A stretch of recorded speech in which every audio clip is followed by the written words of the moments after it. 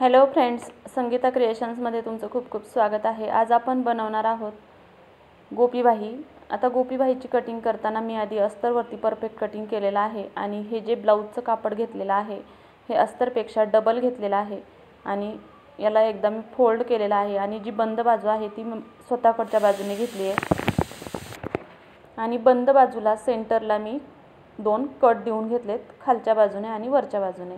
हे पहा, हे डबल कापड आहे आणि डबल कापड का तर आपण ज्या प्लेट्स टाकणार आहोत त्यासाठी कापड कमी पडू नये म्हणून स्लीवचं जेवढं मेजरमेंट आहे त्यापेक्षा आपण डबल कापड घ्यायचं असतं।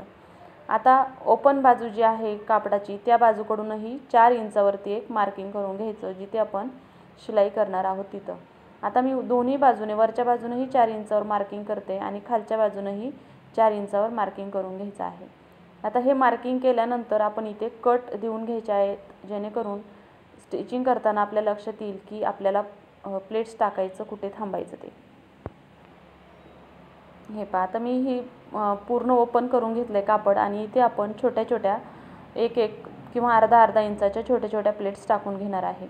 आता मी इथे 1-1 इंचाच्या अशा छोट्या छोट्या प्लेट्स टाकत आहे। आता या प्लेट्स तुम्ही तशाही टाकू शकता किंवा एखाद्या टोकदार वस्तूच्या सहाय्यानेही व्यवस्थित प्लेट टाकून घ्यायच्या आहेत।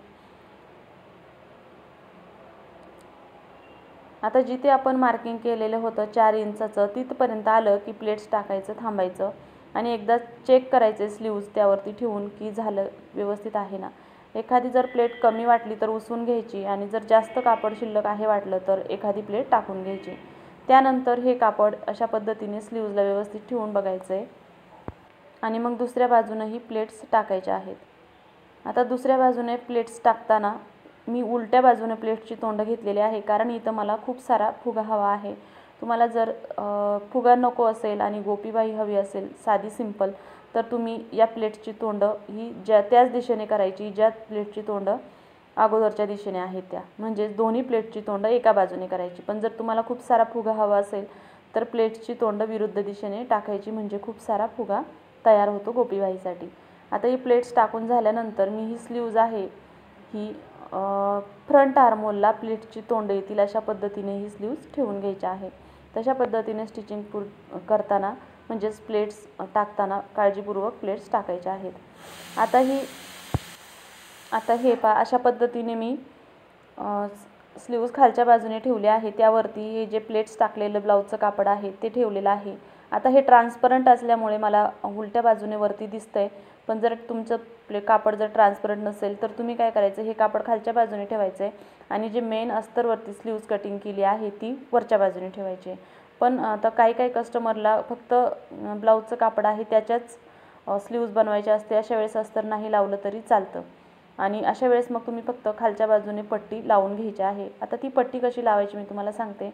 तर इथे मी ब्लाऊजचं जे अस्तरचं कापड आहे ते घेतलेलं आहे, अंदाजे 1.25 इंच रुंदाची मी पट्टी घेतलेली आहे आणि लांबी घेणार आहे जेवढी आपली स्लीव्जची लांबी आहे तेवढी, आणि ही पट्टी आता एका बाजूने फोल्ड करणार आहे। आता माझ्याकडे कमी कापड आहे म्हणून मी जॉईंट करून घेतलेलं आहे आणि जॉईंट केल्यानंतर जवळजवळ अर्धा इंच कापड मी दुसऱ्या बाजूने दुमडून घेतलेलं आहे।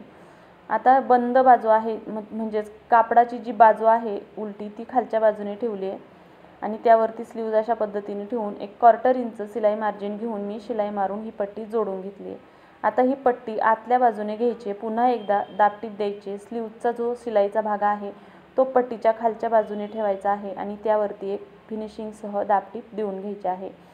नंतर ही पट्टी पूर्ण आतमध्ये फोल्ड करून घ्यायची आहे। तुमच्याकडे जर विदाऊट कलरची म्हणजे साडीच्या कलरची जर पट्टी असेल तर तुम्ही तीही लावू शकता, पण आता इथं माझ्याकडे नव्हती म्हणून मी फक्त इथं साडीची जी लेस आहे ती वापरणार आहे। आता या पट्टीवरती मी ही लेस व्यवस्थित अटॅच करून घेते। आता ही पट्टी अटॅच करून झालेली आहे। वरच्या बाजूनही मी एक या लेसला शिलाई मारते, म्हणजेच आपली स्लीव्ज कंप्लीट होईल। तर अशा पद्धतीने गोपीबाहीचं कटिंग अगदी सोप्या पद्धतीने तुम्ही करू शकता। हा जर व्हिडिओ तुम्हाला आवडला असेल आणि मी सांगितलेली माहिती तुम्हाला आवडली असेल तर व्हिडिओला एक लाईक करा, कमेंट करूनही सांगा की ही स्लीव्जची स्टिचिंग कटिंग तुम्हाला आवडली की नाही ते, आणि चॅनलवर नवीन असाल तर चॅनलला सबस्क्राईब जरूर करा। पूर्ण व्हिडिओ पाहिल्याबद्दल खूप खूप धन्यवाद आणि सर्वांना श्री स्वामी समर्थ। तर बघा, आपली ही स्लीव्ज तयार आहे दोन्ही, आणि हे आहेत फ्रंट आर्महोल आणि या आहेत आपल्या स्लीव्ज। थँक्यू।